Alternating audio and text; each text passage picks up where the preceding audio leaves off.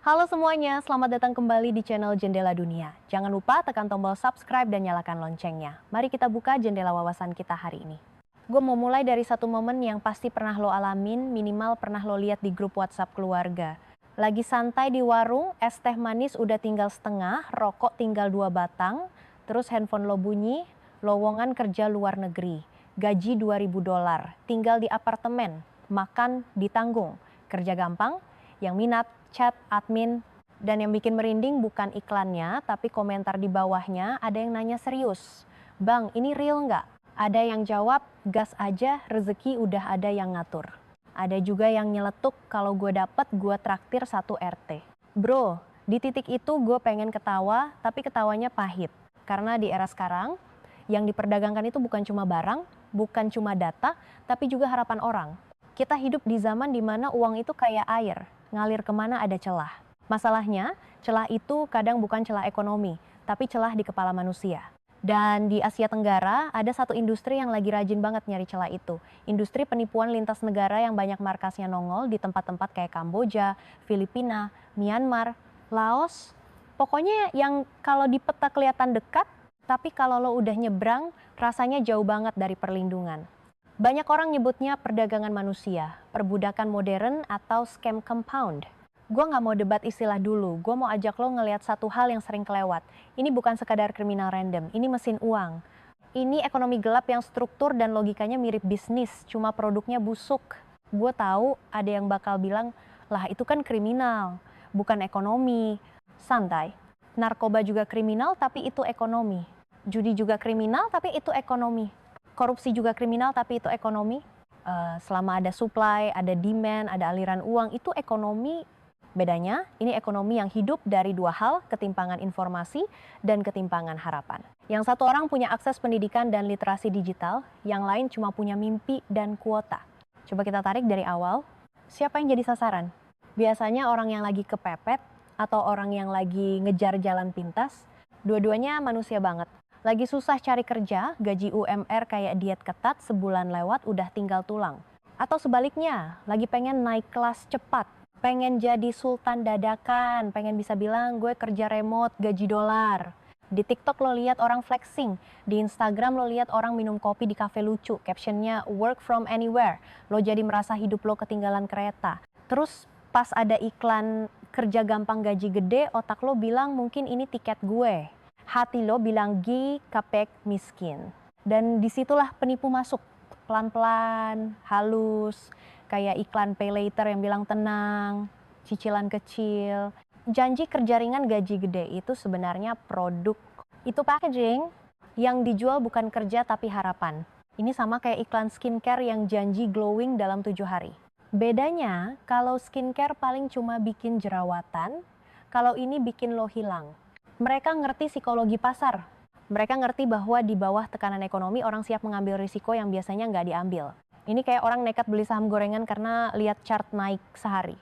Besok pasti lanjut, kata dia. Besoknya nyangkut. Bedanya, kalau nyangkut saham, lo masih pulang ke rumah. Kalau nyangkut di lowongan kerja begini, pulangnya bisa jadi lewat jalur yang nggak manusiawi. Langkah pertama dari funnel mereka itu awareness. Mereka masuk lewat platform yang paling merakyat, Facebook, WhatsApp, Telegram. Kadang lewat TikTok juga. Mereka bikin lowongan yang kelihatan formal, ada logo, ada AKR, ada testimoni. Ada foto kantor yang kelihatan mewah, padahal bisa jadi itu foto kantor coworking di kota lain, atau hasil nyomot dari Google. Mereka juga jago mainin bahasa, kami membutuhkan customer service, admin data, operator chat. Pekerjaan yang terdengar halus, nggak ada kata menipu, nggak ada kata judi, nggak ada kata kasino. Karena di marketing, kata-kata itu racun.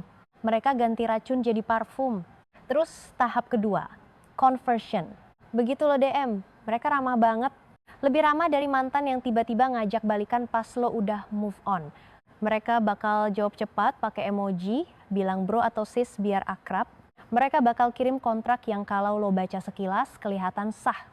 Mereka ngomong soal tiket, soal paspor, soal dibantu. Mereka bahkan bisa minta lo video call sebentar nunjukin orang yang pura-pura jadi manajer. Tujuannya satu, bikin lo percaya bahwa ini perusahaan, bukan geng. Di ekonomi, trust itu modal. Penipu ngerti modal paling mahal adalah kepercayaan. Jadi mereka investasi banyak di situ. Nah, tahap ketiga, transport. Di sini banyak cerita mulai gelap.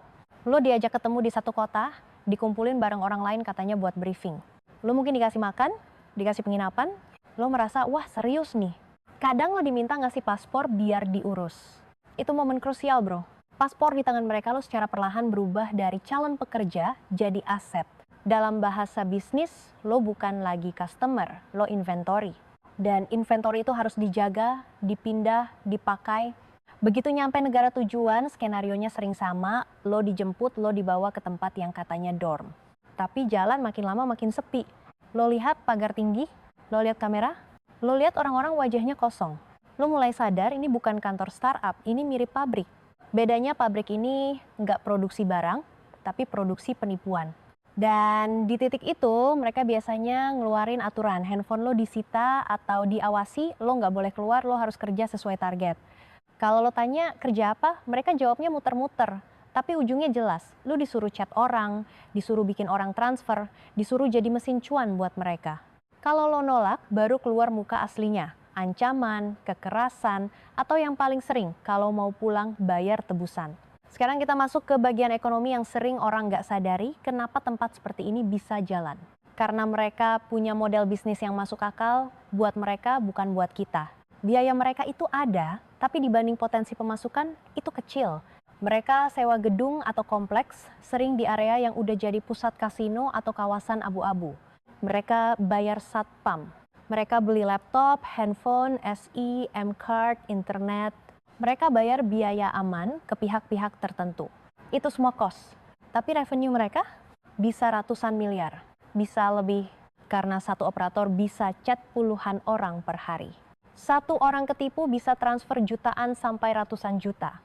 Kalau conversionnya cuma 1% pun volume membuat mereka tetap untung. Ini ekonomi skala bro, tapi versi jahat. Lo mungkin mikir, tapi kan korban bakal sadar. Iya, beberapa sadar, tapi ingat, mereka nggak butuh semua orang ketipu. Mereka cuma butuh cukup banyak orang ketipu untuk nutup biaya dan tetap profit. Ini prinsip statistik. Mereka main volume, mereka punya script, mereka punya database, mereka punya metode. Di dunia marketing legal, orang ngomong conversion rate.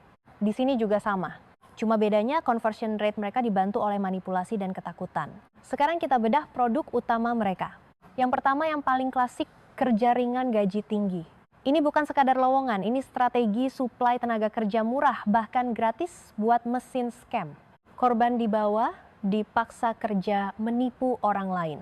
Kalau korban mau kabur, ada dua cara mereka monetisasi. Satu, dipukulin sampai mau kerja. Dua, minta tebusan ke keluarga. Di banyak cerita, tebusan itu bisa dari beberapa ribu dolar sampai puluhan ribu dolar. Kalau dikonversi ke rupiah, itu bukan uang receh. Ini kayak harga menebus kebebasan di era modern. Dan yang bikin sakit, keluarga yang harus bayar itu biasanya keluarga biasa, bukan keluarga konglomerat. Produk kedua, investasi palsu. Mereka bikin aplikasi trading, forex, kripto, apapun yang lagi hype. Kalau lagi musim kripto, mereka jual kripto. Kalau lagi musim saham, mereka jual saham. Kalau lagi musim AI, mereka bikin platform AI yang bisa gandain uang. Mereka ngikutin tren karena mereka pedagang ilusi. Mekanismenya selalu sama, awalnya korban deposit kecil, diperlihatin profit, bahkan kadang bisa withdraw sedikit. Itu bukan kebaikan, itu biaya marketing.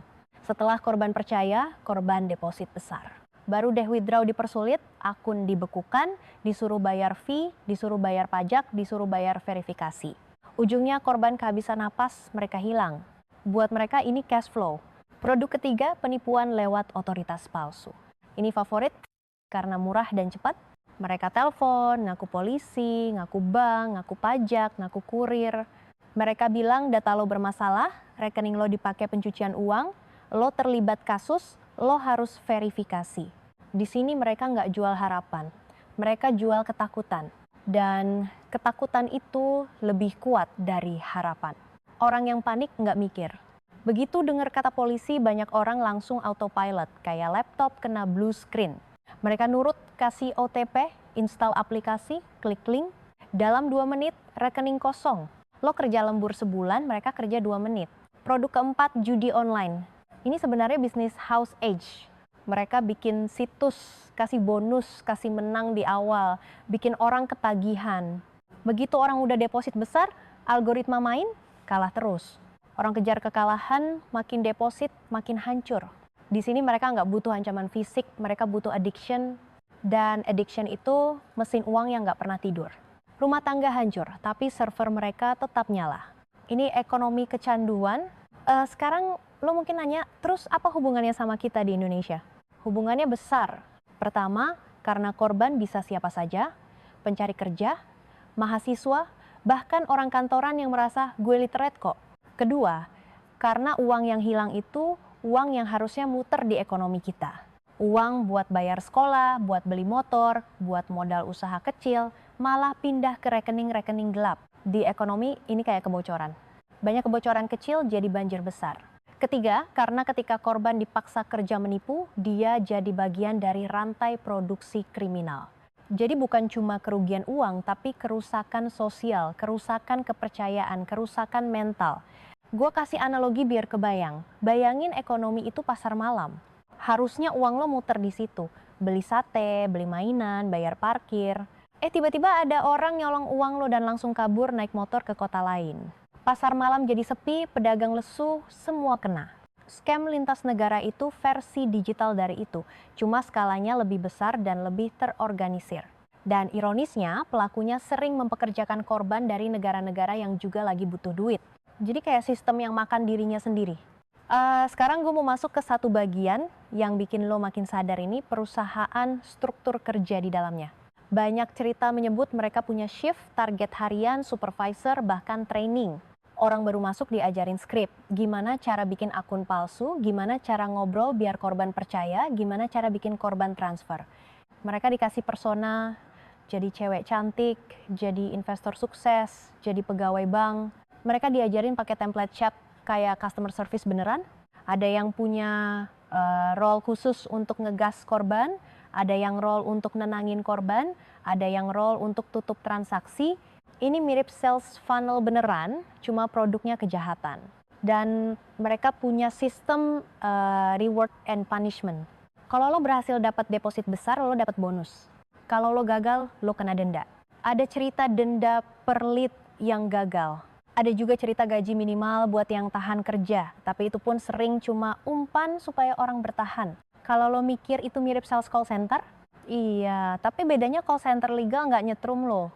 Di sini kekerasan jadi alat manajemen. Ngeri, tapi itu realitas. Sekarang gue bawa lo ke dua contoh besar supaya ini bukan cuma teori. Ada kasus penipuan yang jalan dengan model bertingkat, kayak funnel 3 lapis. Lapisan pertama nelpon sebagai polisi tingkat lokal, minta korban datang ke kantor. Korban panik, korban bilang nggak bisa. Masuk lapisan kedua, yang ngaku polisi tingkat lebih tinggi, lebih tegas, lebih meyakinkan. Dia kasih link, suruh korban download aplikasi. Lapisan ketiga muncul sebagai teknisi yang katanya buat verifikasi, padahal itu malware buat ambil alih handphone dan akses bank. Di satu operasi besar, kerugian yang dilaporkan bisa mendekati 1.000 miliar, korbannya sampai belasan ribu. Angka ini bukan buat pamer seram, tapi buat nunjukin skala. Ini bukan penipu tunggal, ini pabrik. Contoh kedua, operasi yang ketahuan di satu lokasi dan menahan ratusan orang dari satu negara. Banyak yang awalnya korban, tapi kemudian dipaksa jadi operator scam. Dari ratusan orang itu ada puluhan yang ternyata punya posisi penting. Jadi leader, jadi trainer, jadi admin pembayaran. Di situ juga ada gambaran jelas tentang disiplin kerja, ada target per hari, ada penalti kalau nggak dapat klien, ada gaji minimal yang terdengar oke kalau lo nggak tahu kondisi di baliknya. Dalam satu investigasi, bahkan beberapa rekening saja bisa ngumpulin ratusan miliar. Ini efisiensi kejahatan, bro. Nah, sekarang kita masuk ke pertanyaan yang sering muncul, kenapa aparat nggak langsung beresin? Bro, ini lintas negara. Hukum itu kayak pagar. Begitu lo keluar pagar, aparat negara nggak bisa asal masuk. Harus koordinasi, harus diplomasi, harus operasi gabungan. Itu makan waktu, dan jaringan ini tahu. Mereka memanfaatkan waktu, begitu ada kabar razia, mereka pindahin orang. Pindahin laptop, pindahin server. Pindahin korban, kayak tikus pindah got, bahkan korban kadang dipindah, dijual ke tempat lain.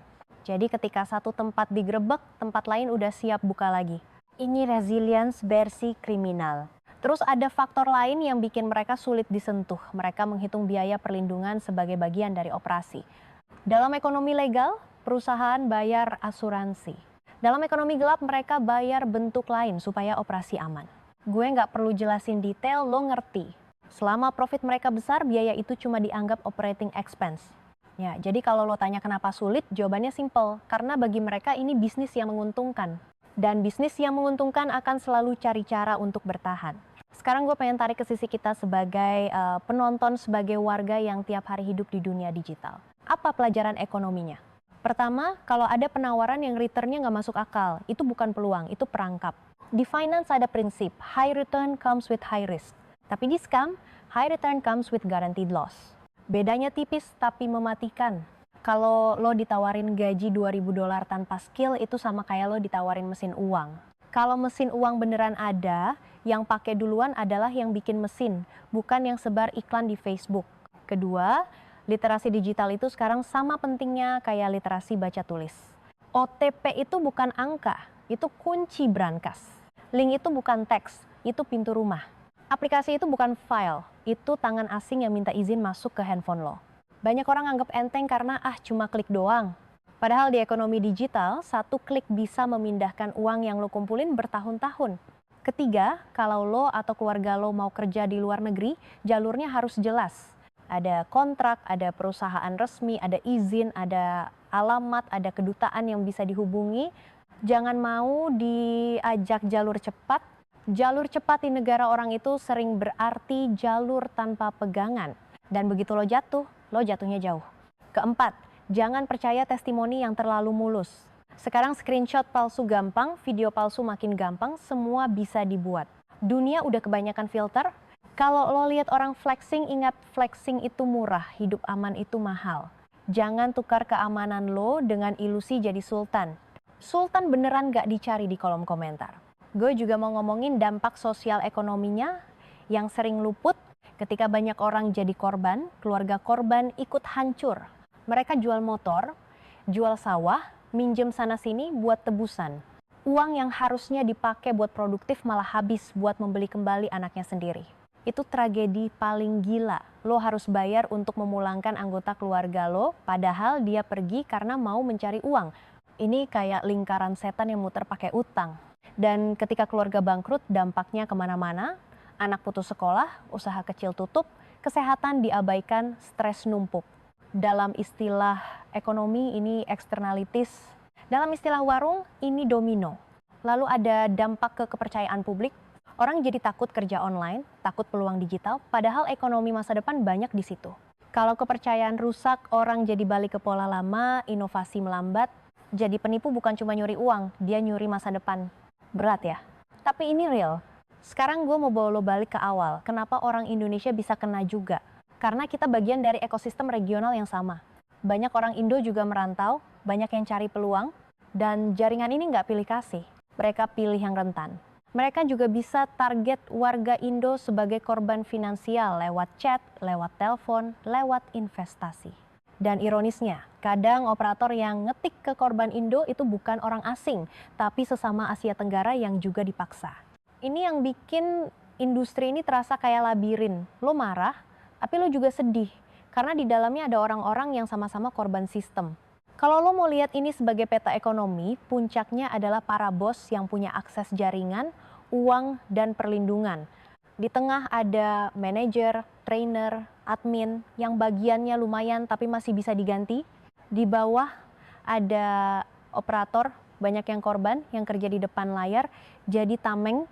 Dan di luar ada korban finansial yang uangnya disedot. Ini piramida ekstraksi. Dan yang paling bawah selalu yang paling menderita. Gue tahu topik ini berat, tapi gue gak mau lo jadi penonton yang cuma bisa bilang, ngeri ya. Gue maunya lo pulang dari cerita ini dengan satu skill. Skill untuk berhenti sebelum jatuh. Karena di dunia digital, skill paling mahal kadang bukan skill untuk cari uang, tapi skill untuk enggak kehilangan uang. Sekarang gimana cara lo melindungi diri dengan cara yang realistis? Pertama, setiap kali lo lihat angka yang terlalu manis, tanya 3 hal. Kerjaannya apa, perusahaannya siapa, dan kenapa mereka butuh lo. Kalau jawabannya ngambang, itu red flag. Kedua, jangan pernah kasih OTP, kode verifikasi atau install aplikasi dari link yang dikirim orang asing. Polisi beneran nggak minta OTP, bank beneran nggak minta lo transfer ke rekening aman. Itu konsep rekening aman itu lucu banget bro. Kalau aman, ngapain pinjem rekening orang? Ketiga, kalau ada keluarga lo yang mau berangkat kerja luar negeri lewat jalur nggak jelas, jangan cuma marah. Orang yang lagi kepepet kalau dimarahin malah makin nekat. Ajak ngobrol, cek bersama. Tunjukin contoh kasus. Kadang yang dibutuhin bukan ceramah, tapi teman verifikasi. Lo jadi firewall keluarga lo. Keempat, kalau udah terlanjur kejadian, jangan malu minta bantuan. Banyak korban diam karena takut dianggap bodoh. Padahal diam itu bikin pelaku makin bebas. Dalam ekonomi, informasi itu senjata. Semakin cepat informasi bergerak, semakin kecil ruang gerak penipu. Gua ngerti, setelah dengar semua itu, otak lo mungkin nanya lagi, oke, gua paham modusnya.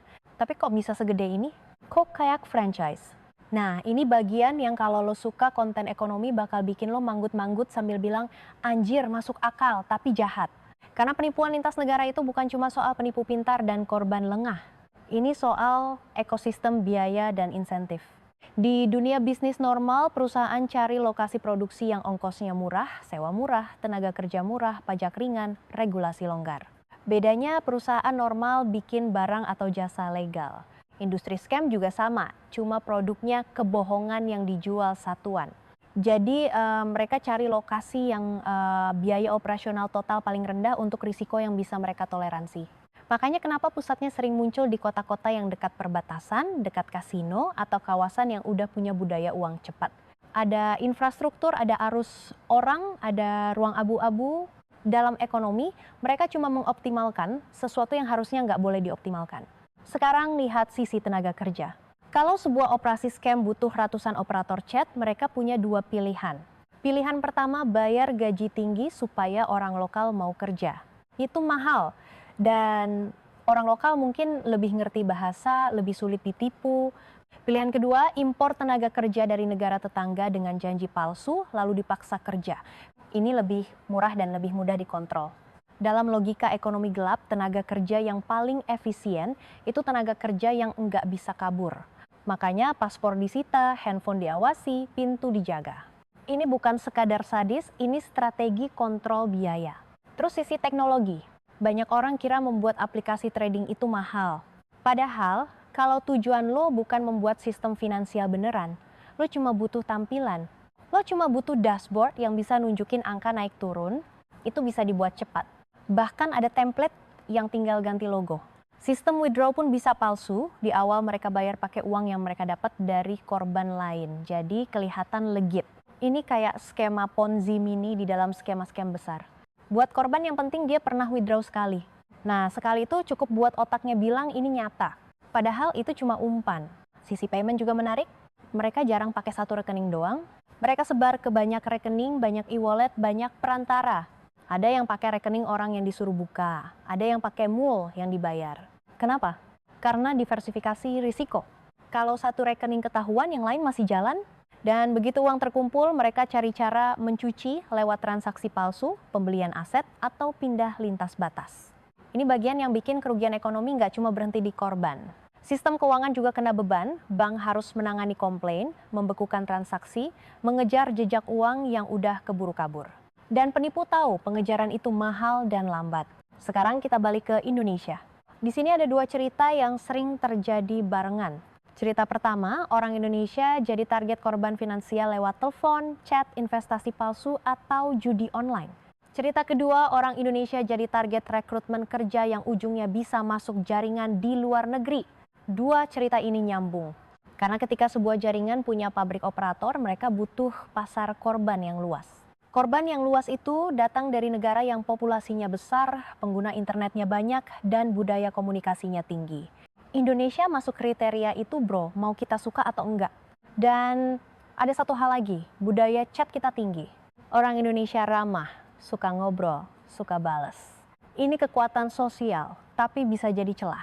Di scam romance misalnya, mereka manfaatin kebutuhan kita untuk didengar. Mereka bikin korban merasa spesial. Mereka bikin korban merasa akhirnya ada yang ngerti gue.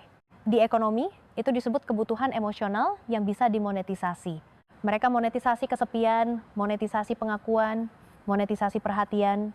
Makanya gue bilang ini bukan cuma soal uang, ini soal bagian paling manusiawi yang dijadikan pintu masuk. Lo mungkin pernah lihat model penipuan cewek cantik yang ngajak investasi. Dia chat halus, pakai bahasa campur-campur, kirim foto, kirim voice note. Dia bilang dia kerja di perusahaan besar, dia punya mentor, dia mau bantu lo. Di sini, produk yang dijual bukan investasi. Produk yang dijual adalah rasa dipercaya. Begitu lo percaya, transfer pertama itu kayak biaya masuk komunitas. Dan komunitas itu palsu bro, tapi perasaan lo real. Itu yang bikin korban sering malu cerita. Karena yang sakit bukan cuma rekening kosong, tapi rasa gue dibodohin yang nempel di dada. Sekarang kita ngomong soal angka sebentar, tapi gue janji nggak bakal jadi dosen. Dalam beberapa kasus besar yang pernah dibongkar, kerugian bisa sampai ratusan miliar bahkan triliunan rupiah kalau dijumlah. Di naskah yang lo kasih tadi ada angka-angka yang bikin mata kedip-kedip. Hampir 1.000 miliar, belasan ribu korban, ratusan orang ditahan di satu lokasi. Beberapa rekening saja bisa ngumpulin ratusan miliar. Kenapa angka ini penting? Karena angka ini nunjukin dua hal. Satu, ini bukan kejadian sporadis. Dua, ini bukan kebetulan. Ini operasi. Dan kalau ini operasi berarti ada manajemen risiko. Mereka punya SOP untuk hadapi korban yang curiga. Mereka punya SOP untuk pindah lokasi. Mereka punya SOP untuk rekrut operator baru. Mereka punya SOP untuk jual operator ke tempat lain kalau operator dianggap tidak produktif. Bahkan istilah dijual itu bukan metafora doang, di banyak kesaksian memang ada transaksi antar kelompok. Dalam ekonomi gelap, manusia jadi komoditas. Kejam. Tapi itu yang terjadi. Lo tau nggak salah satu trik paling sederhana buat ngenalin penipu itu adalah ritme mereka. Penipu selalu buru-buru. Mereka selalu ngasih deadline. Hari ini harus daftar, sekarang harus transfer. Kalau tidak, akun diblokir. Mereka nggak ngasih ruang untuk mikir, karena kalau lo mikir, lo mulai nanya. Dan kalau lo nanya, mereka kehilangan kontrol. Jadi begitu lo merasa didorong cepat, anggap itu alarm. Di Jakarta ada istilah, kalau diburu-buru biasanya mau ditipu. Itu berlaku di mana-mana. Gue kasih contoh kecil yang sering kejadian. Ada orang ditelepon, dibilang paketnya nyangkut, harus bayar pajak, harus verifikasi, kalau enggak nanti kena kasus. Orang panik, langsung transfer. Padahal kalau dia tutup telepon, cari nomor resmi, cek resi, semua beres. Tapi dia nggak tutup telepon karena takut. Rasa takut itu bikin orang jadi ATM berjalan dan penipu tahu. Makanya, salah satu keterampilan ekonomi paling penting sekarang adalah kemampuan menunda keputusan. Ini terdengar sederhana, tapi susah. Karena kita hidup di era instan. Tapi justru karena instan, lo harus latihan delay. Lo harus bisa bilang gue cek dulu. Lo harus bisa bilang gue telepon balik nomor resmi. Lo harus bisa bilang gue tanya keluarga. Penipu benci kalimat-kalimat itu. Penipu sukanya korban yang sendirian dan panik. Gue juga mau ngomong buat lo yang mungkin punya teman yang pernah kena. Jangan ketawain. Jangan bilang kok goblok sih. Di situasi tertentu semua orang bisa kena. Bahkan orang pintar bisa kena kalau ditangkap di momen lelah, momen sedih, momen butuh uang. Penipu bukan cuma jual kebohongan, dia jual timing. Dia nunggu lo lengah. Jadi empati itu bukan kelemahan, empati itu pertahanan sosial. Kalau korban merasa aman cerita, informasi menyebar. Kalau korban malu, penipu menang. Sekarang bagian paling praktis, kalau ada anggota keluarga mau kerja luar negeri, apa checklist yang benar-benar bisa dipakai? Lo tanya perusahaan punya alamat kantor yang bisa dicek, ada kontrak yang bisa diverifikasi, ada nomor telepon kantor yang bisa dihubungi selain admin, ada izin penempatan, ada tiket yang dibeli atas nama siapa? Kalau jawabannya banyak nanti, hati-hati. Dan yang paling penting, jangan serahin paspor ke orang yang lo nggak kenal. Paspor itu bukan fotokopi KTP, itu identitas internasional lo. Sekali hilang dari tangan lo kehilangan kontrol atas hidup lo. Kalau lo sudah terlanjur pergi dan merasa ada yang janggal, simpan bukti. Simpan chat, simpan nomor, simpan alamat. Kalau bisa, kasih tahu satu orang yang lo percaya sebelum sinyal lo hilang. Karena banyak kasus keluarga baru sadar setelah beberapa hari dan sudah terlambat. Dan kalau lo ada di Indonesia dan temen lo tiba-tiba minta transfer uang karena ditahan di luar negeri, jangan langsung transfer tanpa verifikasi. Ini juga sering dipakai penipu sebagai pemerasan jarak jauh. Verifikasi lewat jalur resmi, lewat orang yang benar-benar bisa dicek. Gue tahu, setelah semua ini, lo mungkin ngerasa dunia serem. Tapi gue nggak mau lo jadi paranoid. Gue maunya lo jadi cerdas. Dunia digital itu kayak jalan raya. Lo nggak berhenti naik motor cuma karena ada kecelakaan, tapi lo pakai helm, lo jaga jarak, lo ngerti rambu. Literasi itu helmnya. Dan terakhir, gue mau bilang satu hal yang agak filosofis, tapi tetap warung. Penipu itu hidup dari cerita yang mereka buat. Mereka bikin cerita kerja enak, cerita investasi mudah, cerita polisi galak, cerita cinta manis. Kita juga harus bikin cerita tandingan, cerita yang bikin orang waspada, cerita yang bikin orang mikir 2 kali. Lo nonton video kayak gini, lo denger obrolan kayak gini, itu bagian dari bikin cerita tandingan. Karena kalau kita diam, yang beredar cuma cerita penipu. Jadi kalau nanti ada yang ngirim lowongan gaji dolar kerja gampang, lo boleh ketawa kecil bilang, wah ini mah bukan lowongan, ini undangan masuk neraka versi wifi. Tapi setelah ketawa, lo seriusin, lo cek, lo ingetin, lo lindungi orang lo. Karena di ekonomi hidup kadang yang paling berharga bukan berapa banyak uang yang lo cari, tapi berapa banyak kerugian yang lo berhasil hindari. Dan menghindari kerugian itu juga cuan bro. Cuan yang gak kelihatan tapi nyelamatin hidup. Serius, jangan main-main bro.